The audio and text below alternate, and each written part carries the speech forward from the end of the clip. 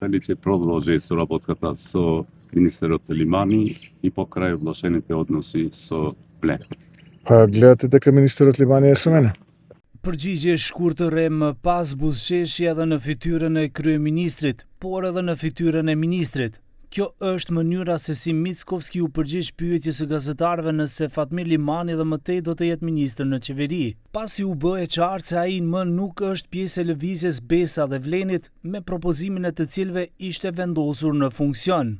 Me këtë përgjigje, kryeministri sikur i zgjidhi dilemat rreth pozitës së Limanit dhe pritjeve të udhëheqësisë së Vlenit se për shkak të marrëdhënieve të përkeqësuara me të, ai nuk do të jetë më pjesë e pushtetit ekzekutiv.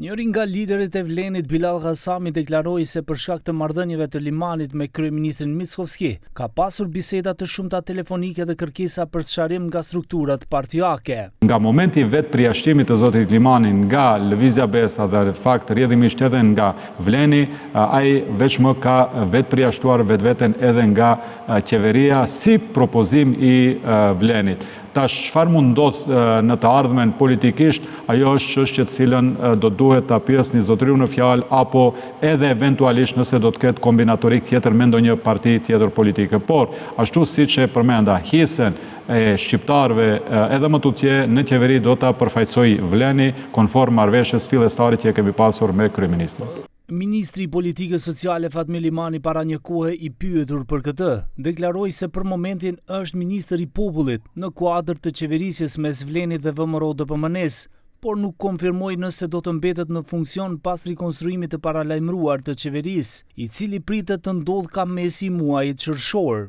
Ndryshe, Limani në periudhën e fundit është parë edhe në kontakte më të afërta në ngjarjet me përfaqësuesit e Bashkimit Demokratik për Integrim.